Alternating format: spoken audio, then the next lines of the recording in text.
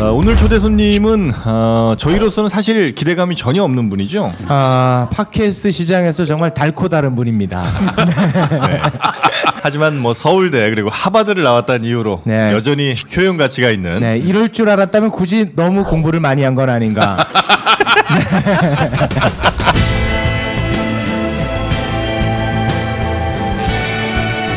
심리학 박사 황상민 교수님 모시겠습니다. 네, 안녕하세요. 네, 최욱 씨. 네. 본인이 방송 천재라고 그러는데 네. 방송 천재. 얼마나 학교 다닐 때 천재 소리에 갈급했으면 그런 말을 하면서 많은 분들로부터 동의를 구하는 그 심리에 대해서 상당히 나는 이 말부터 좀 지긋지긋해.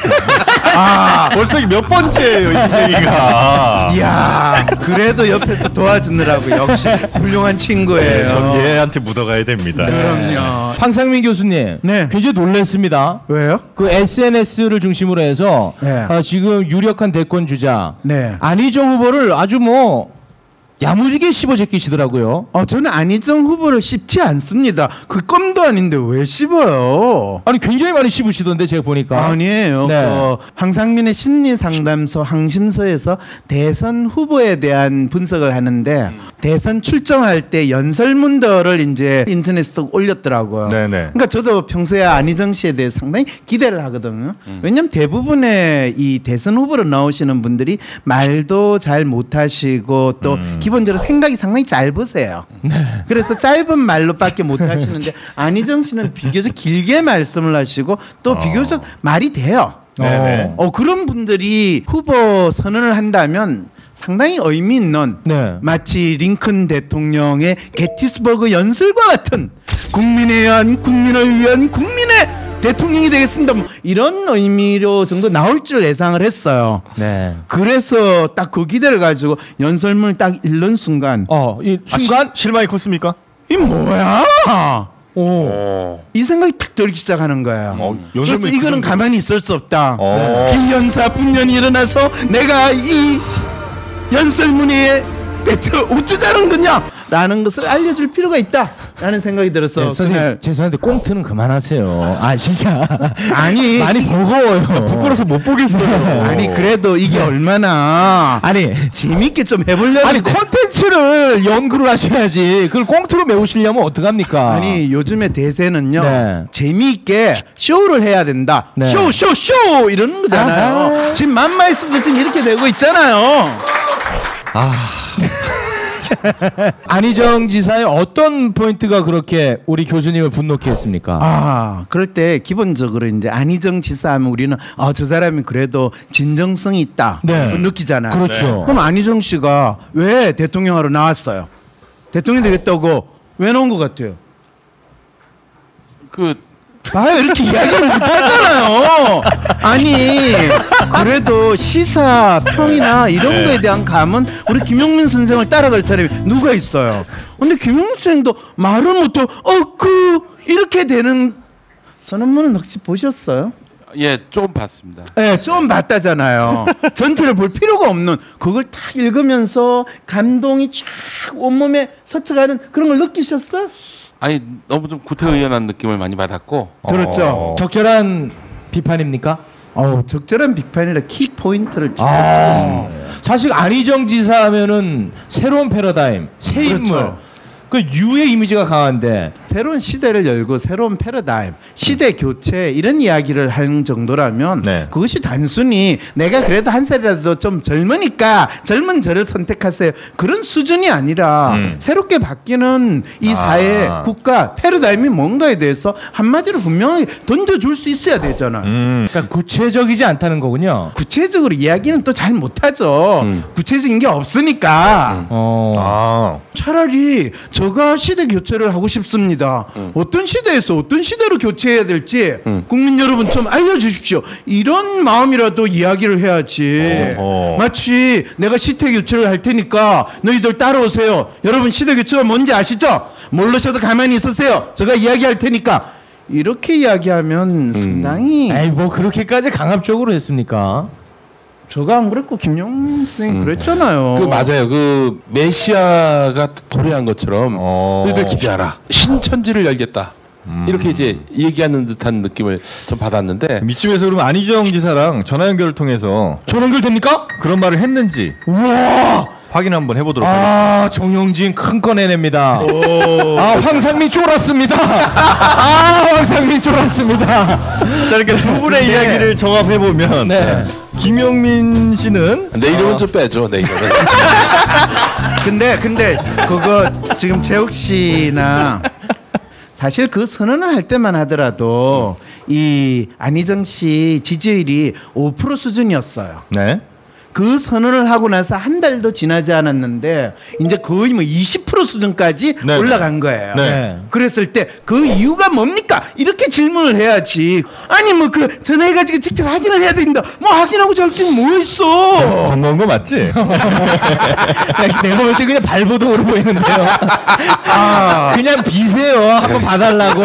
황심소 황상민의 심리 상담소 팟캐스트 들어봐요. 자세한 내용 다 나있어. 교수님 그 안희정 지사가 뜨고 있는 이유는 뭡니까? 그거는 안희정은 세컨더 문재인 씨거든요. 그 부각될 아무런 이유도 없는데 안희정 씨가 부각이 될 수 있는 이유는요. 그는 문재인 씨 개인의 특성보다는 국민들이 야당에 대해서 기대하는 거.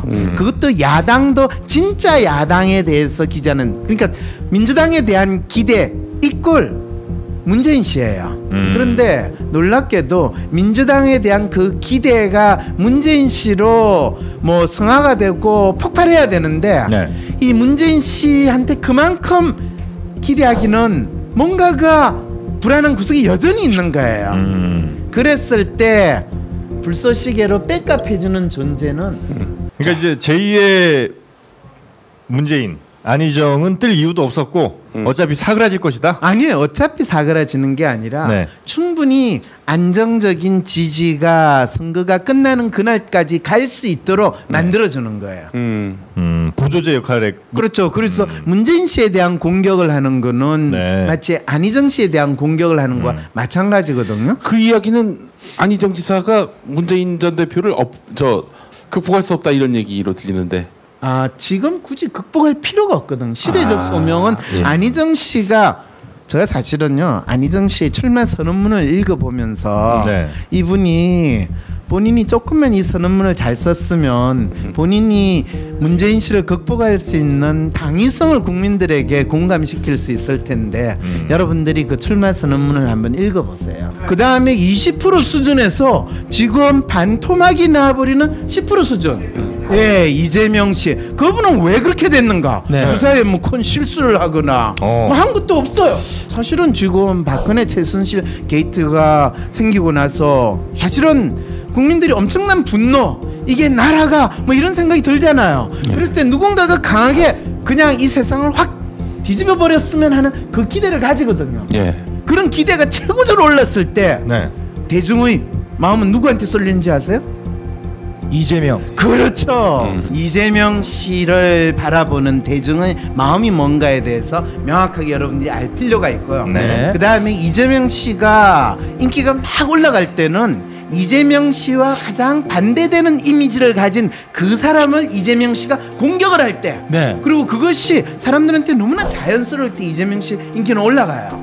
그런데 그 사람이 더 이상 국민들의 마음속에 적이라는 위치를 차지하지 않게 되면 이재명 씨는 갑자기 어떻게 해야 되지? 이 상황에 빠지게 되는데 이 탄핵이 끝나자마자 이재명 씨는 바로 그 상황으로 적극적으로 빠지는 상황에 있었는데 새로운 적을 설정을 해야 되는데 그 적을 설정하는 데 있어서 이재명 씨는 혼란의 상황에 있는 거예요. 그리고 그 적을 누구를 설정하기 시작을 했냐 하면 바로 많은 국민들이 마치 구세주라고 믿고 싶어하는 그분을 적으로 설정하기 시작하는 거예요. 왜 적으로 설정할 수밖에 없어요?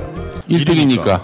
민주당의 대선 후보가 되려면 지금 1등인 사람을 내가 이겨야 된다라는 것을 보이기 시작을 하는 거예요. 그런데 문제는 그것이 국민들의 심정에서는 용납을 할 수가 없는 상황이 발생을 하는 거야. 누구보다도 뚜렷하게 공격을 할 때 이분은 아주 뚜렷하게 부각이 될 수가 있는 거예요.